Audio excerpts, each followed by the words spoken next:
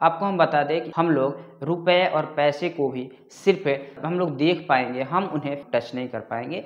क्यों? क्योंकि हमारे पास से अब ख़त्म हो जाएंगे जितने भी हमारे फिजिकल रुपए हैं, ये सबको ख़त्म करके अब हम सिर्फ डिजिटल करेंसी का ही इस्तेमाल कर पाएंगे, यानी ई रुपए का इस्तेमाल शुरू होने जा रहा है। आपको बता दें कि 1 दिसंबर से, इसी 1 दिसंबर 2022 से रिजर्व बैंक ऑफ इंडिया के तरफ से इस ई करेंसी का प्रचलन, ई रुपए का प्रचलन चालू किया गया है। आपने बहुत सारे चीज़ों को डिजिटली सुना होगा, ईमेल का नाम सुना होगा। ईमेल एक्चुअली पहले क्या होता था, लेटर आते थे। लेटर जो होता था पहले फिजिकल होता था, उसे अपने हाथों से लिखना पड़ता था, एक हार्ड कॉपी होती थी, पेपर पे लिखना पड़ता था। फिर उसे फोल्ड करके, बड़ी बारीकी से फोल्ड करके उसे एक लिफाफा में रख कर, और फिर उस लिफाफे को किसी ग्लू से चिपका करके उस पर स्टाम्प, उस पर टिकट लगा करके और उसे भेजना पड़ता था। फिर वो हमारे पते के हिसाब से पहुंचता था। फिर वहाँ उस लेटर को खोल करके और अपने हाथों से स्पर्श करते हुए उस लेटर को पढ़ा जाता था। लेटर लिखने के लिए तरह तरह की चीज़ें यूज़ करी जाती थी। अच्छी हैंड राइटिंग, उस लेटर में लिखे हुए चीज़ों को अच्छा से लिखना, लिखने की कला, लिखने में किसी वर्ड को ऐसे लिखना कि पढ़ने वाले का मतलब मन खुश हो जाए। फिर लेटर लिखने के समय हम जिस पेपर पे लेटर लिखते थे, उस पेपर को अलग अलग कलर से सजाना, उस पर फूल पत्तियाँ बनाना, डेकोरेशन करके उस पर लिखना। बाद में चल कर के बहुत सारे लेटर पैड ऑलरेडी आने लगे थे जो काफ़ी अच्छे होते थे। उन पर बहुत सारे किनारे किनारे फूल पत्तियाँ, डिजाइंस, अच्छे अच्छे डिजाइंस बने होते थे, वाटर मार्क्स लगे होते थे, उस पर लेटर्स लिख करके भेजा जाता था। लेकिन उन सारे लेटर को ख़त्म करके अब सिर्फ हम डिजिटली उस लेटर को भेज पाते हैं, जिसे ईमेल कहा जाता है। ईमेल एक्चुअली इलेक्ट्रॉनिक मेल होता है जिसे हम डिजिटली किसी के पास भेज सकते हैं, जस्ट लाइक लेटर के जैसे ही होता है। इसे हम अब अपने किसी एक डिवाइस में लिखते हैं, फिर ईमेल करते हैं, उसे इंटरनेट के जरिए हम जहाँ भी भेजना होता है उस पते पे भेज देते हैं। वहाँ जब पहुँचता है तो वह आदमी उसे डिजिटली पढ़ लेता है। ज़रूरत पड़ने पे प्रिंट भी निकाला जा सकता है और उसे हार्ड कॉपी के जैसे जो है फिल किया जा सकता है। लेकिन वो हाथों से लिखने की जो अपनी हैंड राइटिंग होती थी, वो फीलिंग्स कभी नहीं आ सकती। उसी तरह बात करें, हम लोग बहुत सारे बुक्स पढ़ते थे, हमारे घर में, घर की अलमारियां भरी रहती थी। आजकल उस बुक्स की जगह कहीं ना कहीं ई बुक्स ले चुकी हैं। आजकल तो ई बुक्स की जगह पे हम जो है ऑडियो बुक भी आ चुकी है, जिससे आप इलेक्ट्रॉनिकली अगर बात करें तो आप उसे सुन सकते हैं, आपको देखने की भी ज़रूरत, पढ़ने की भी ज़रूरत नहीं पड़ेगी। उसी प्रकार अगर बात करी जाए, जैसे आपने डिक्शनरी का नाम सुना होगा, घर पे बहुत मोटी मोटी डिक्शनरियाँ रखी जाती थी और डिक्शनरियों को देखना, डिक्शनरी से वर्ड ढूंढना, ये भी एक बहुत बड़ी कला थी कि हम डिक्शनरी में अगर किसी तरह के वर्ड को ढूंढ रहे हैं तो वो कहाँ मिलेगा, और इसे हम लोग अल्फ़ाबेटिकली सजाया हुआ रहता था, उसको हम बहुत मुशक्क़त से ढूंढ पाते थे। तो एक तरह से अगर हम बात करें, आजकल डिजिटल डिक्शनरीज़ के आने से बहुत ज़्यादा फ़ायदा तो हुआ कि हम किसी चीज़ को ढूंढना होता है तो उसे सर्च करने में उतने टाइम नहीं लगते, हमें पेज पलटने नहीं पड़ते हैं, तो इस तरह से हम उन्हें ढूंढ पाते हैं। तो डिजिटली चीज़ों से कुछ फ़ायदा भी है तो कुछ हम जो है हमें नुकसान भी है, कि जैसे हम लेटर की बात कर रहे थे तो हैंड राइटिंग लिखना, हाथ से लिखना, वो सारी कहीं ना कहीं ख़त्म होते जा रही है। उसी तरह बात करें तो बहुत सारी चीज़ें हम डिजिटली हम इस्तेमाल कर रहे हैं, जैसे ई कॉमर्स हुआ, ई लर्निंग हुआ, उसके बाद से ईमेल हुआ। वहीं अगर बात करें तो वैलेट, जैसे हम लोग पहले पर्स में पैसे रखा करते थे, आजकल बहुत सारे ई वैलेट आ गए, जैसे पेटीएम हो गया, फ़ोनपे हो गया, गूगल पे हो गया। इन सब के ज़रिए हम अपने पैसे को, बैंक के पैसे को हम वहाँ से जिस तरह से चाहे यूज़ कर सकते हैं, चाहे तो किसी के पास भेज सकते हैं, चाहे तो किसी से अपने पास जो है मंगा सकते हैं। वहीं हम इससे ऑनलाइन ख़रीदारी भी कर सकते हैं, डिजिटली हम किसी चीज़ को ख़रीद सकते हैं। आपको हम बता दें कि इन सब के जगह पे अब हम लोग रुपए और पैसे को भी सिर्फ हम लोग देख पाएंगे, हम उन्हें टच नहीं कर पाएंगे। क्यों? क्योंकि हमारे पास से अब ख़त्म हो जाएंगे जितने भी हमारे फिजिकल रुपए हैं, ये सबको ख़त्म करके अब हम सिर्फ डिजिटल करेंसी का ही इस्तेमाल कर पाएंगे, यानी ई रुपए का इस्तेमाल शुरू होने जा रहा है। आपको बता दें कि 1 दिसंबर से, इसी 1 दिसंबर 2022 से रिजर्व बैंक ऑफ इंडिया के तरफ से इस ई करेंसी का प्रचलन, ई रुपए का प्रचलन चालू किया गया है, यानी डिजिटल करेंसी की शुरुआत हो चुकी है। अब हम रुपए को भी डिजिटली देख पाएंगे, डिजिटली ही हम उसे रिसीव कर पाएंगे, डिजिटली हम उससे किसी को सेंड कर पाएंगे, या डिजिटली हम उससे किसी चीज़ को खरीद पाएंगे, जस्ट लाइक पेटीएम, गूगल पे जैसे हम लोग करते हैं। सिर्फ उसमें थोड़ा सा अंतर ये है कि जब हम डिजिटली जो है गूगल पे, फ़ोन पे, पेटीएम के ज़रिए हम किसी चीज़ को के लिए पे करते हैं, किसी से पैसे मंगाते हैं या किसी को पैसा ट्रांसफ़र करते हैं, तो उसमें हमें इंटरनेट की ज़रूरत होती है। लेकिन ई करेंसी के लिए हमें किसी तरह की इंटरनेट की ज़रूरत नहीं पड़ेगी। एक्चुअली ये डिजिटल होगा और ये क्यूआर कोड के ज़रिए बिना किसी इंटरनेट का भी किसी से लेन देन किया जा सकेगा। ई करेंसी की वैल्यू जो होगी वो उतना ही होगी जितना फिजिकल करेंसी की वैल्यू हुआ करती थी, यानी उसे उसी के बराबर रखा जाएगा, उसी के बराबर समझा जाएगा।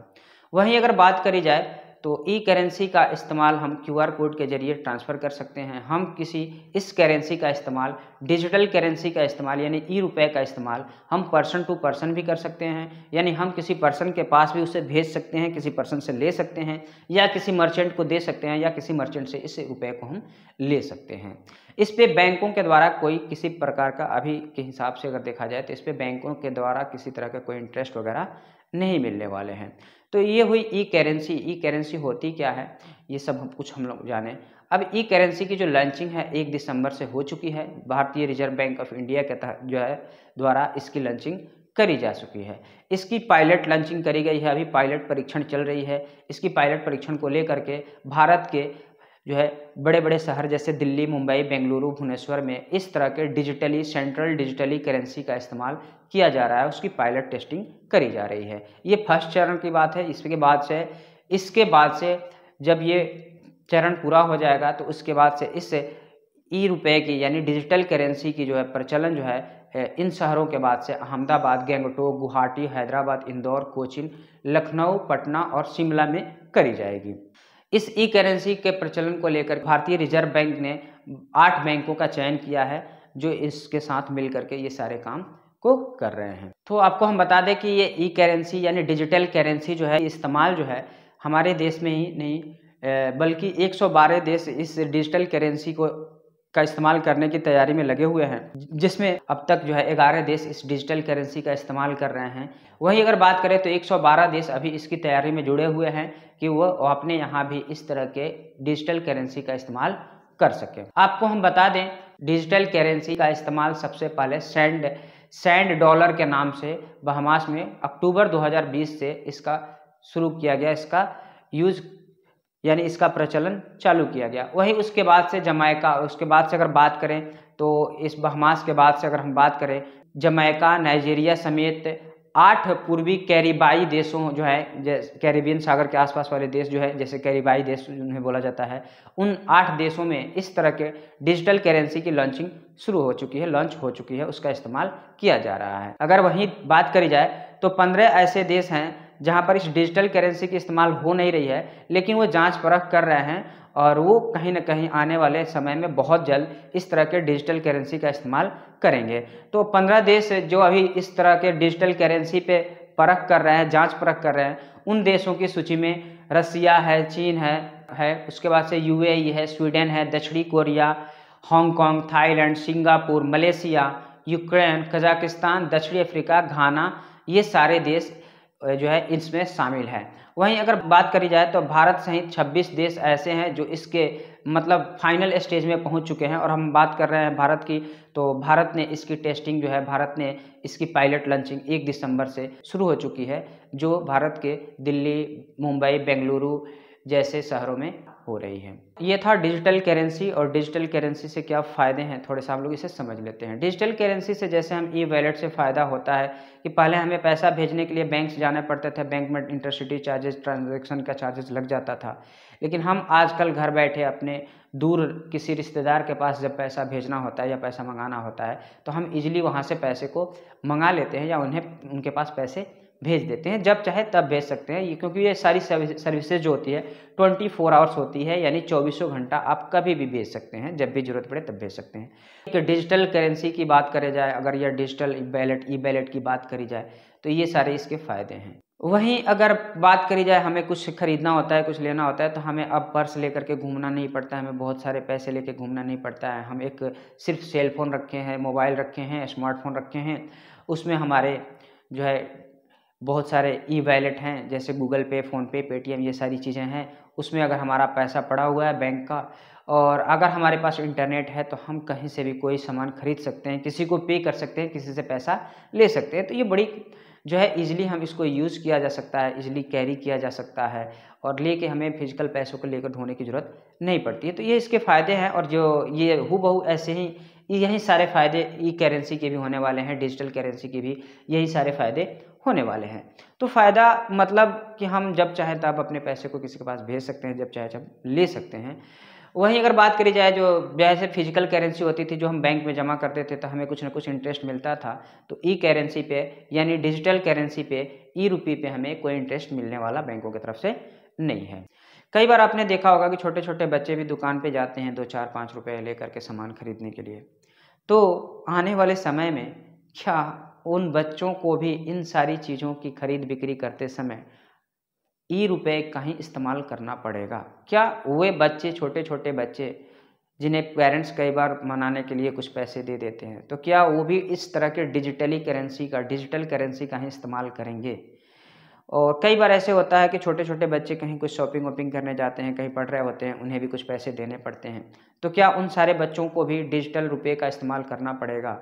अगर हाँ, अगर पूरी की पूरी तरह से फिजिकल करेंसी को हटा दी जाती है, अगर ये डिजिटल करेंसी जो है फिजिकल करेंसी की जगह ले लेती है, और पूरा का पूरी तरह से जो है कहीं फिजिकल करेंसी ख़त्म हो जाती है, तो क्या इन छोटे-छोटे बच्चों के पास भी उस तरह के डिजिटल करेंसी का ही इस्तेमाल करना पड़ेगा? और कहीं न कहीं ये छोटे-छोटे बच्चे, सारे बच्चे से लेकर के बड़े-बूढ़े, अगर सबको डिजिटल करेंसी के इस्तेमाल करने पड़ेंगे, तो क्या इस डिजिटल करेंसी को इस्तेमाल करने के लिए, डिजिटल करेंसी की लेन-देन करने के लिए, डिजिटल करेंसी से कोई चीज़ें खरीदने के लिए, क्या उन्हें भी मोबाइल फ़ोन, स्मार्टफ़ोन रखने पड़ेंगे? यानी सबको स्मार्टफ़ोन रखना पड़ेगा, जिससे कि वो डिजिटली जो है डिजिटल करेंसी का इस्तेमाल कर पाएँ, या डिजिटली या ई करेंसी या ई रुपीज़ के ज़रिए वो किसी चीज़ को खरीद पाएँ?